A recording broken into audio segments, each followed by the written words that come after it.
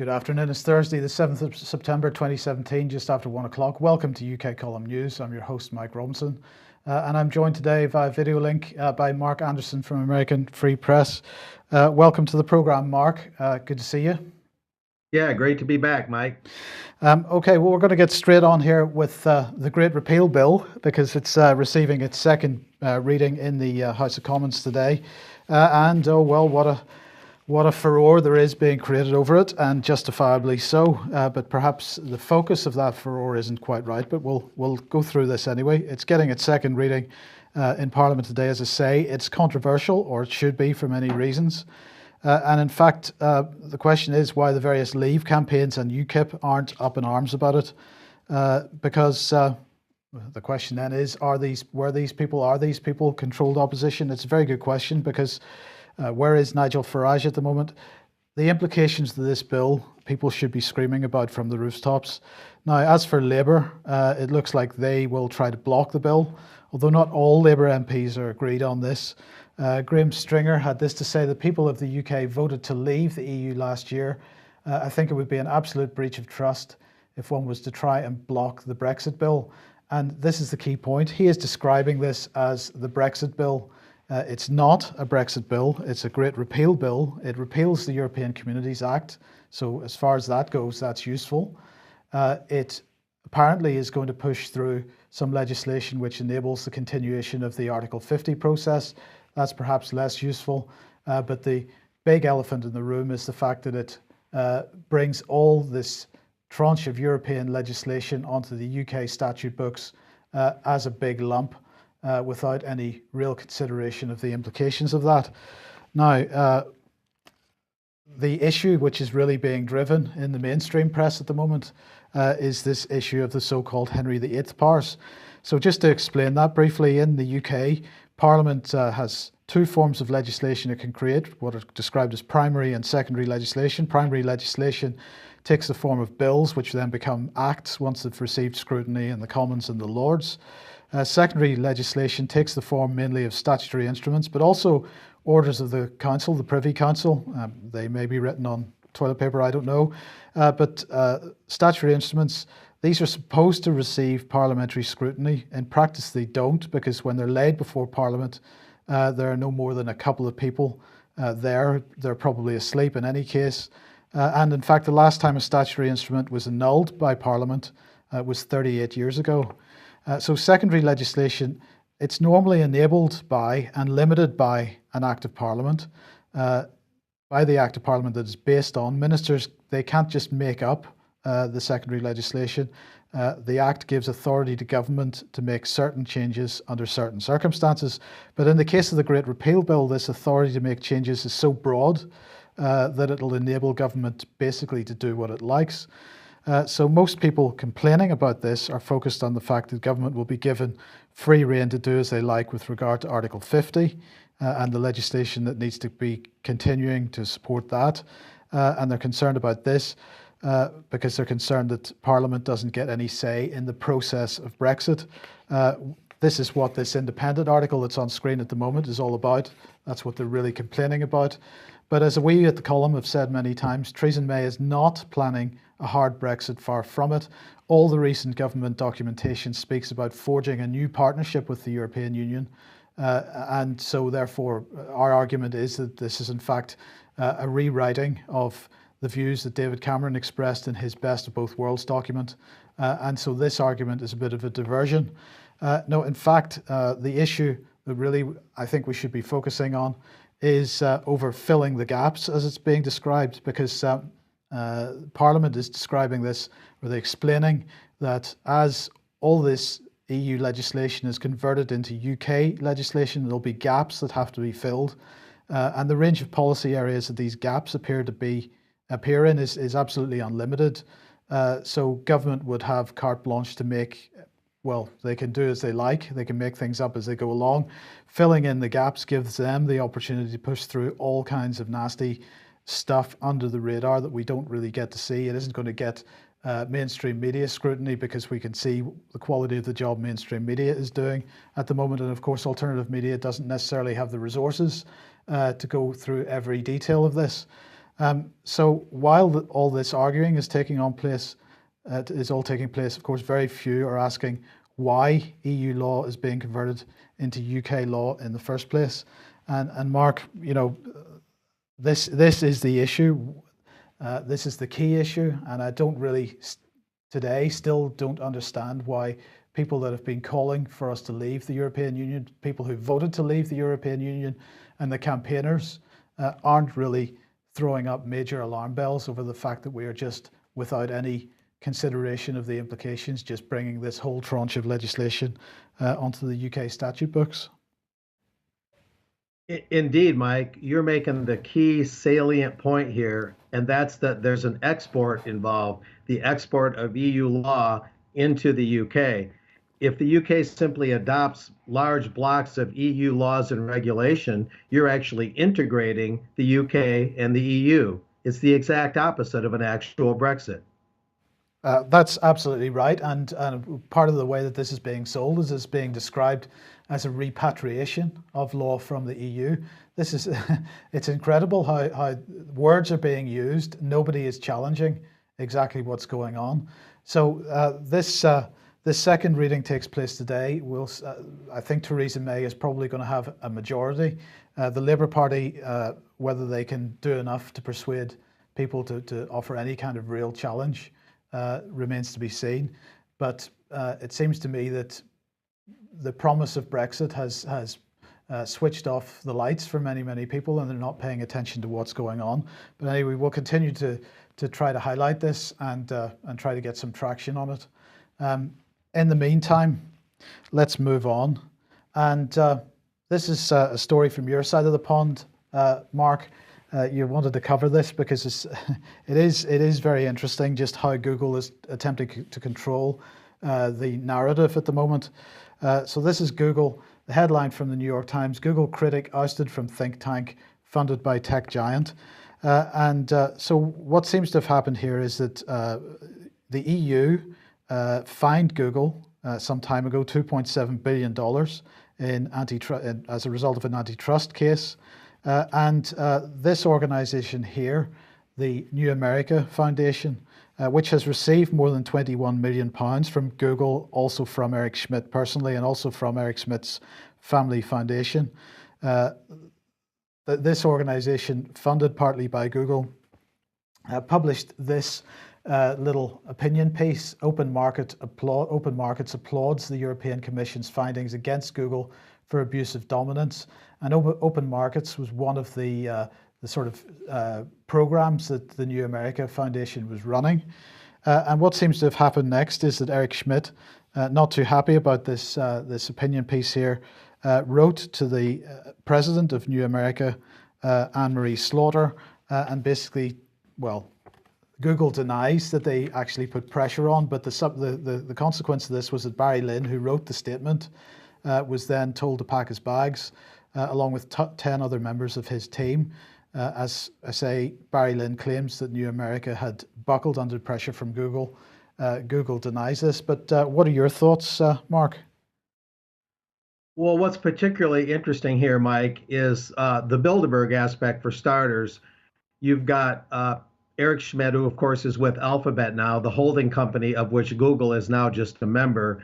And they, in the UK in 2013, had their Googleberg summit right before Bilderberg. Anne-Marie Slaughter, heading up the New America Foundation, is also a well-known regular Bilderberg attendee. And what's being revealed kind of inadvertently in a way by the New York Times is that Google is not just this monstrous, all-encompassing library of the digital world that's trying to consolidate all the data of the world under one roof. It's even worse than that. Google is shelling out billions of dollars. The 21 million to the New America Foundation is just a drop in the bucket.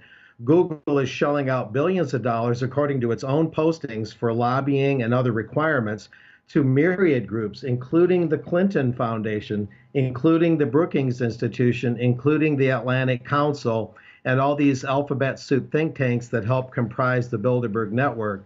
So Google is emerging as not just this informational czar, but as this money bag, this big money font or fountain of money that's putting money all over the place, trying to influence the narrative, even while it and other social media companies are trying to squelch largely conservative or populist speech on the internet.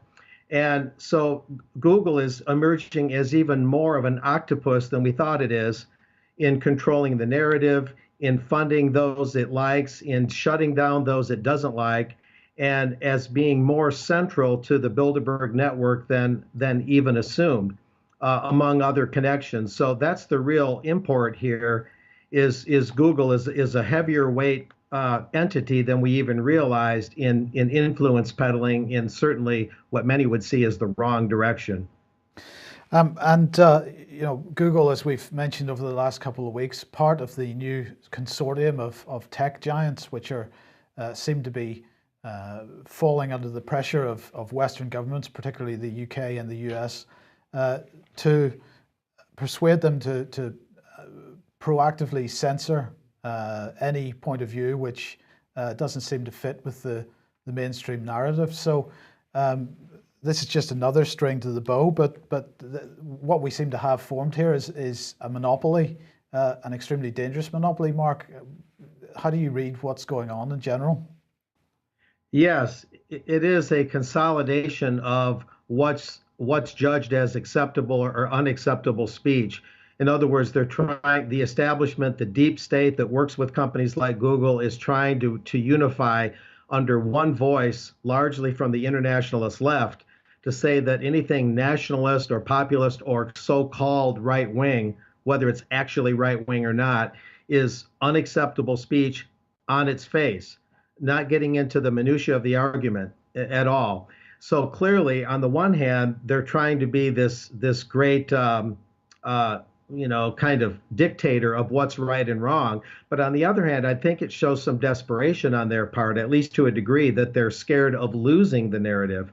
And I would only add, and I don't know if you'll put this on the screen, is they're even getting into music as YouTube, which is owned by Google, and the download music organization known as Spotify, based in Sweden, are working together to also try and censor what they see as white nationalist or hate music. They're even getting into the music realm and saying that any rock music or other kind of music that seems to glorify nationalism or what they call white nationalism or anything conservative populist that's right of center, they're even trying to banish that from the airwaves and cyberspace, or certainly downplay it or marginalize it. So it's not stopping at news narratives. Now they're getting into music. Yeah. Okay. Well, it's possibly not even stopping at internet news either, because I just caught this article, thought was pretty interesting. Charges dropped against reporter who questioned Tom Price, and Tom Price, the health secretary in the U.S., and this is a journalist called Dan Human. He apparently questioned Tom Price aggressively, Mark, and as a result, there was an attempt to bring charges against him, which would have seen him in prison for 6 months if he had been found guilty. Now, in the event, those charges have been dropped, but this has got to be seen as concerning as well, because the mainstream media already pretty much decimated as regards quality journalism. And so if there's a journalist here who has attempted to actually get a proper answer out of a politician, it's a dangerous situation if they then find themselves accused of aggressive questioning. I guess that's being viewed as some form of harassment and looking at a prison sentence. Yeah, this is absolutely crazy. You know, Tom Price was long a well-respected congressman from Georgia before he was tapped to head Health and Human Services by President Trump in the executive branch. And Tom Price has generally had a pretty good reputation as a fair-minded, level-headed, pretty much dyed-in-the-wool, straight-ahead Republican conservative. So on the one hand, I'm surprised that this would happen, although ultimately the reporter is not going to jail. But it's more of a sign of the times, Mike. You're absolutely right in that whether it's hard copy, gumshoe reporting right there in person with a congressman, or whether you're writing on cyberspace and you might be a little bit right of center in the establishment's view, So whether it's on the streets of Charlottesville or on the streets of Washington, D.C., or on the streets of cyberspace, we see this redefining of the narrative, always toward internationalism, always away from nationalism of any stripe, trying to say everyone who's conservative is a Nazi, trying to say everyone who's even a little bit conservative is a KKK member wearing hoods, when in fact it's the Marxist Antifa people following the street rules of Saul Alinsky. They're the ones that wear hoods. They're the ones that disguise themselves, and they're the ones that largely commit the violence. So it's a completely inaccurate narrative that the deep state and the social media entities are trying to paint. It's not accurate at all. Well, let's look at one of the major internationalist agendas that's going on at the moment. And this is an issue of governance and how we are governed. And one that we've been covering at the column for a number of years now, because the new, this year's Global Parliament of Mayors is about to convene in a week or two's time, sorry. Well, the title of this convention is A Governance Revolution Empowering Cities, and this is what they're aiming for, a governance revolution. We're looking at a globalized internationalist form of governance. So what their release says is that mayors representing cities from all over the world will convene in Norway for the second annual meeting of the Global Parliament of Mayors. The mayor of Palermo will receive the Dr. Benjamin Barber Global Cities Award on Sunday, September the 24th. This meeting will enable cities to further their cooperation in addressing global challenges. Mayors, urban experts, NGO representatives, and UN organizations will concentrate on crafting real solutions focused on empowering cities, and in brackets they call that governance, on inclusive cities, migration, resilient cities, climate change, and safe cities, urban security. The Global Parliament of Mayors responds to the urgent need to address political, economic, social, and geographic developments as nations are reinforcing their independency in an increasingly interdependent world. So this is an internationalist agenda going on here, which is expressing concern at the potential of nations to look at reasserting their independence. They are determined to push forward with this interdependent policy agenda, and they're looking at new forms of governance. And what's concerning here, Mark, is that they are basically sidelining the democratic process in the sense that they want to press ahead with their own policy outside and out with the democratic process of the nation. Absolutely. As I've said before on this show, and as you and Brian have remarked, this clearly is sort of a tactic, a devolutionary tactic to undercut the nation state from below rather than from the top down.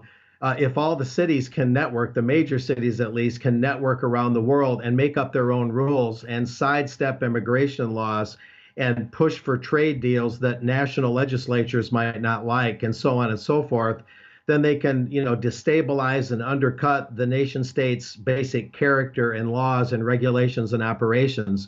So it's really quite subversive in the textbook sense of the word, what they're doing. It doesn't mean everything they're doing is necessarily without merit. If you broke it down piece by piece, making cities more pleasant, maybe more crime-free in some respects, more efficient, not all of that is bad, but it's the principle behind it that just doesn't smell right. And here on my side of the pond, just like on your side of the pond, this is a constant refrain, especially the World Affairs Council out of Chicago and other groups here among some 70 or 80 World Affairs Councils that dot the U.S. landscape are all singing the same tune. Well, indeed, and here is the Chicago Council of Global Affairs. They're holding their meeting next week entitled Disruptive Forces Changing Cities. I believe you're hoping to get along to this one. Yes, indeed. The Chicago Council on Global Affairs is perhaps the most active of all the World Affairs Councils. As I say, there's some 70 or 80 of them that are active. San Antonio, Dallas, New York City, Minneapolis, Sacramento, San Francisco, LA, you name it. And this is a constant thing with them, this global cities thing. And when they say disruptive forces, they're talking about a whole myriad of things. But one of the things they consider a disruptive force is nationalist sentiment or nationalist views, among other things like uh, uh, immigration issues and even weather. And in the wake of the floods in Houston after that big Hurricane Harvey, they're looking at how cities will deal with things like the aftermath of bad weather. So some of it's more innocuous, but it's a constant thing at the Chicago group. I hope to attend or at least get a report on it one way or the other, and to see what's going on my side of the pond and compare that with the global parliament of mayors. Excuse me. That global parliament meeting, is that in the UK, by the way? No, it is it's in Covenant, in Norway. Oh, Norway. Okay, just curious. Yeah, at any rate, this is very important, and it of course is a very anti-Brexit thing. That's an undercurrent at these global cities and smart cities meetings. Very anti-Brexit. That often comes up. Yeah, but as I pointed out there, that they are looking at governance, they're looking at migration. So it doesn't matter what the national policy is on migration. They want to have their own policy on it. They're looking at That's right. climate change and safe cities, which is what they describe as urban security. But look, I just want to finish this section with this article from the Register, which it's a reasonably balanced article. It's called Smart Cities, or the headline is Smart Cities. Tell it like it is. They are surveillance cities. Lots of lovely data, lots of lovely, less of lovely privacy, they say. And really, what they're highlighting is exactly that there is going to be a trade-off because you've just made the point, Mark, about some of the benefits that come along with this type of agenda. But of course, it's the political policy agenda and the ideology that's behind it that doesn't smell so good. That he makes the point in this article. Certain things are very good, more efficient cities. This is good, but of course, all of these things can be justified by the individual administrative and security functions in terms of how much surveillance is required in order to implement some of these technologies. Now, he's asking, is this necessarily a bad thing? And goes on to make some further comments on it. So do have a look at the article. It is reasonably balanced, as I say, but we've got to recognise that with the technological advances which bring certain benefits in certain directions, there are some less beneficial aspects to this that we need to be considering in some detail. Oh, absolutely. One of the things covering a global cities conference for the Chicago Council on Global Affairs last year, one of the things I learned was that there's definitely this effort and this data collecting on how many people are moving into cities and out of the countryside. There's long been this world consolidation plan, or at least they see it as a positive trend, to get more people stack and pack into the cities in the first place, to largely delegitimize or downplay rural life, and to keep corporate large global farms going, to discourage or at least marginalize local gardening and local self-sufficiency. So there's a lot of this mantra to get more people into the cities so they can be more easily surveilled and their lives can be more circumscribed.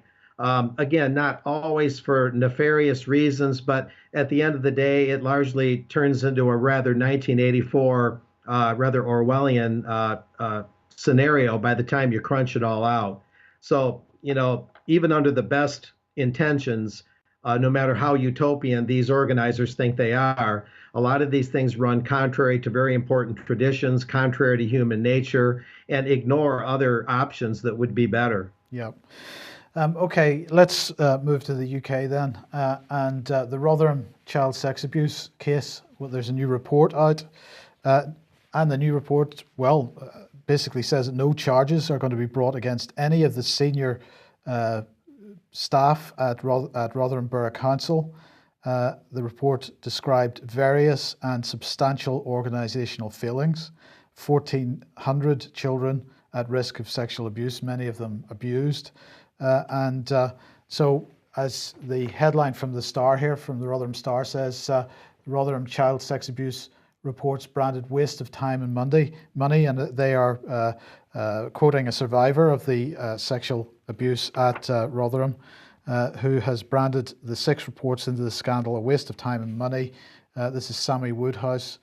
She's waived her right to anonymity, and they're reporting that she has spoken out after these reviews have been published and no one being held to account. Now, this decision also has been slated by Sarah Champion, who's the local MP, and this continues to go on. But the key point here, as the Star highlights, is that the view of many people, or the view of the author of one of the reports, is that the Rotherham Council's failings were more of a cock-up than a conspiracy, and our argument at the column is that it was quite the opposite. Now, I had a call this morning from a resident of Sheffield, which is close by, and he had recently reported to the police that he was aware of a survivor of the abuse at Rotherham being seen leaving a building in the red light district of Sheffield, and that building believed to be a brothel run by Asian gangs. And of course, if you remember, the Rotherham child abuse rings were being run by Asian gangs. Now, rather than investigating the report to the police contacted the Sheffield resident who I've been speaking to, and proceeded to interrogate him in a pretty intimidating way. And at no point during this intimidatory interrogation did the police express any concern for the girl that was identified as coming out of a brothel. So now I'm going to show a quick video here. This is just a short clip from a video that's been put on YouTube by a gentleman called Phil Day. And this isn't directly linked to Rotherham, but it does highlight some important points. So let's just have a quick look at this. Morning, my name's Phil Day. I'm outside Rudheath High School. I've come here this morning on September the 6th because as of yet the teacher who was the suspect in the rape of one of my children is due to start a new class of children at this school. You might ask yourself, why would this teacher still be working here if there was evidence against him? I have passed on new information to the police from quite a few victims, nearly 10. Only last night I had more information come in about teachers within this school. 2 of them don't work at this school anymore, but their behaviour in this school was absolutely shocking. They've now left this school, but they didn't leave because they were caught or sacked or anything. They freely messed about with girls for many years whilst they worked at this school. 2 of them together. I can't name them for legal reasons. Some of the children who have contacted me, they're now adults, and they were abused by staff in this school. Some of them are by pupils within this school. They have been referred to Northwich Public Protection Unit. This is the very unit that failed to report the rape of my daughter. This is the very unit that contained 2 officers, Janet Bickle and Gemma Bradbury. Gemma Bradbury has now resigned, I was told for family reasons. But then when I asked the prosecution what the connection with Gemma Bradbury and the suspect who raped my daughter was, she decided she wasn't going to comment. So that's a short clip from one of the recent videos from Phil Day. Now, why am I mentioning that? Just before I talk about this a bit more, I just want to mention Rudheath High School is now being rebranded as the University of Chester Academy. It's a medium-sized, according to its Wikipedia page, a medium-sized co-educational academy that educates 420 children between 11 and 16 years of age. It's located in the village of Rudheath near Northwich in Cheshire. And the current head teacher, by the way, is Kath Green, who's mentioned in that video at a later point. Now, why am I mentioning this? Because, of course, Phil Day's experience absolutely mirrors the experience of the children that were abused at Oxford and Cherwell Valley College. And my point here is that this is another case of cover-up within a school setting. But it's not the issue of child abuse cover-up is not only within school settings, it's within the children's home settings, it's within uh, towns and villages around the country. And so what we have here is a systematic cover-up, not just of Asian gangs, but also of white child abuse, white instigated child abuse. This applies to all communities in this country. It's not any single community. But the bottom line is there's something behind the cover-up, no matter which community is perpetrating the crime. And again, I'm just going to ask people to have a look at the Rotherham Common Purpose Effect and the other Common Purpose Effect articles on the UK Column website. And perhaps if you live in the Rotherham area, you might take the information which is given in those articles, maybe get involved in the campaign for justice in Rotherham. But there are other campaigns going on around the country, as Phil Day is one example of. You can find him on Facebook if you want to offer him some support. But as I say, his case absolutely sounds like a mirror image of the Oxford and Cherwell Valley case. And in that case, we had abuse in a school being covered up by the school principal, the school staff, by the local authority, and by the local police, which was Thames Valley Police Force, and also by mainstream media, including the BBC. So this is not just about Asian gangs. Yes, Asian gangs are involved, and that continues to be the case in northeast England. It seems to be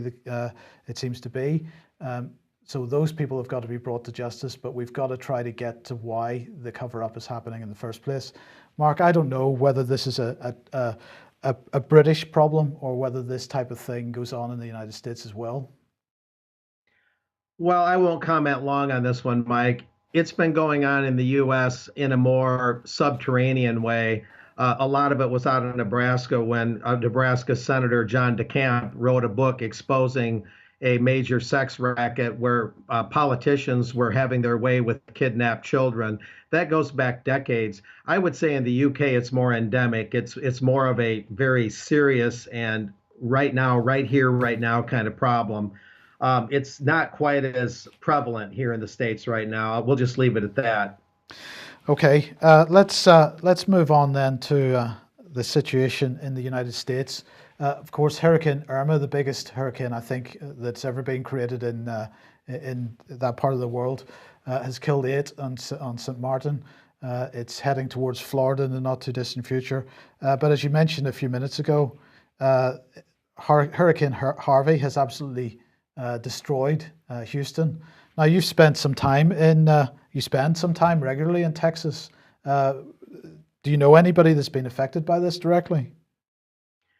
Yeah, some relatives on my wife's side have been affected somewhat, not in a harrowing or very, very damaging way, but certainly on the one hand, Texans are very largely speaking, very tough-minded people, very tough people, very resilient, and they're certainly doing the best they can with this very untenable and very difficult situation. Of course, a lot remains to be seen about state and federal responses and how much it actually tangibly produces on the ground. Politicians like to, on the one hand, sincerely help, but on the other hand, it also gives them a way to earn brownie points with the voters, almost like the proverbial congressman or candidate for Congress holding a baby for the cameras, hugging the baby, that old tactic. So I don't think politicians will be so cynical as to exploit this, but certainly there's a lot of questions to be answered as to just how effective and how quickly the aid will come.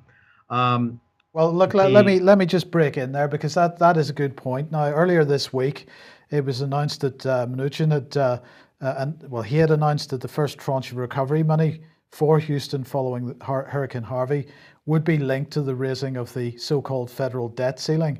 And I have to admit that my initial reaction to that was a little cynical, as you're hinting at there.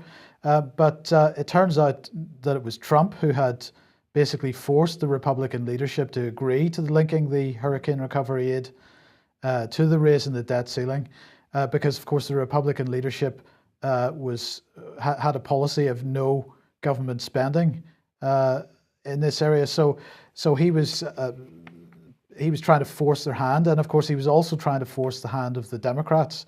So he ended up getting Democratic support, and then he went further because he supported a sort of counter proposal by the Democrats regarding the debt ceiling.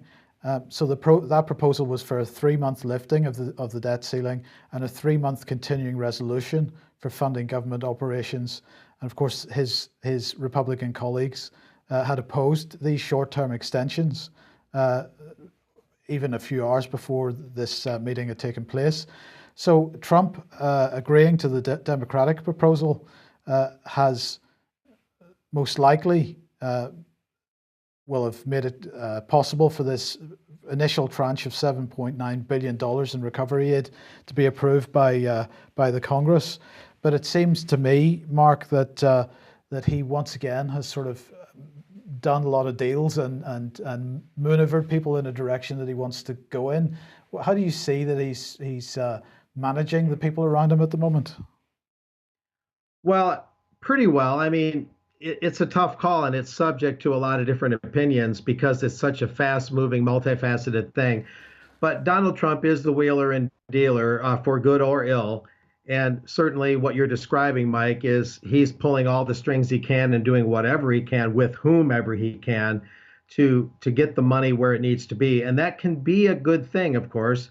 Something has to be done to get Houston out of the water and back to normal, the greater Houston area, affecting, hundreds of thousands of homes and, some 36 deaths or whatever the toll is. And they're going to find more of that as the waters recede. But when it comes to raising the debt ceiling, if you isolate that issue, that's all born of the fact that governments no longer create money as a sovereign under their constitutions anymore. They have to borrow from the banking consortium. And therefore, there's this debt ceiling, kind of like a credit card limit for an individual. They have to raise the credit card limit before they can spend off that credit card. Well, the reason there even is a credit card is because they're in debt to the bankers, and the governments don't create what you would call the Bradbury pound, what we might call the greenback, interest-free. And so it's born of this marriage to the banking consortium and the debt-based money system that is the central problem, of course, that animates all our corrupt politics and animates a lot of the global consolidation going on right now. It is what basically brings that about. It's one of the major causative factors. But I digress from that. This is just one way that Donald Trump was able to break that impasse, and in this case, perhaps raise the debt ceiling for a laudable purpose. But nevertheless, the debt system, we still have to remember, no matter how good the cause, the debt system is still our main problem to solve. Yes, indeed. Right, let's just end with this one, just briefly, Mark, because Hillary Clinton, well, the headline from News Talk here is that Hillary Clinton takes responsibility for mistakes of presidential campaign. She did nothing of the sort. This is some quotes from her forthcoming book, which is about to be published. We're all really looking forward to that. I'm quite sure you agree. So anyway, has she taken responsibility for the mistakes of her presidential campaign? Absolutely not. She is putting the blame fairly and squarely at Bernie Sanders' door. Because she is accusing him of being extremely negative and attacking her too hard and all this kind of stuff. He did the damage. And, it's just nonsense, Mark, because as we know, he couldn't care less at the time about Hillary's emails. So this is from The Week. Bernie Sanders still doesn't care about Hillary's damn emails and says the media shouldn't have either. He didn't care. He wasn't really doing the things that she's accusing him of doing. She's still living in some kind of deluded world where it's somebody else's fault. Oh, absolutely. One thing that came out in this, Mike, was Hillary Clinton was talking about how Bernie Sanders isn't a Democrat. Well, he is an independent officially as a Vermont senator. That's true at the U.S. level. But the thing is in his heart of hearts, Bernie Sanders is more of a true working class populist Democrat. Whether you agree with all of his policies or not, they're rather socialist for my taste. It's Hillary who's not the real Democrat. Hillary Clinton is a bona fide grade A internationalist. She speaks to the Council on Foreign Relations regularly. Her husband was put in the presidency partially through Bilderberg and trilateral influence. Hillary Clinton is the furthest thing from a true blue working class Democrat that you could possibly imagine. She is an internationalist, 100% dyed in the wool. Who is she to accuse Bernie Sanders of not being a Democrat? And then, Bernie Sanders supposedly upsetting the apple cart. That's really quite absurd. Bernie Sanders saw himself as a better alternative to Hillary. He was a better alternative to Hillary. He should have cared about the emails, however, because she was Secretary of State when a lot of those emails with classified or sensitive information were made vulnerable through her use of private servers in the highest diplomatic post in the US. So he should have cared about the emails. But all that aside, Bernie was a better choice for Democratic voters. Donald Trump was elected. She's just going to have to deal with it. And she needs to deal with the fact that her and Bill Clinton, who sounds like this when he talks, they've got to remember that they are political history. They belong on the ash heap of history. There's no longer any room or function for them. I think they know this. Their history, they need to go into history and leave us all alone and stop tormenting us. And there you go. Yeah, well, that's perfect, Mark. I think everything that you've said there could equally apply to Tony Blair, who is trying his best to worm his way back into British politics or have some influence over British politics. I think both Hillary and Tony, best place for them probably is in a prison. So look, we'll leave it there. Thank you very much for joining me, Mark. Thank you for joining us today. We will be back at 1 o'clock as usual tomorrow. David Scott will be joining us. I hope we'll see you then. Thank you. Bye-bye.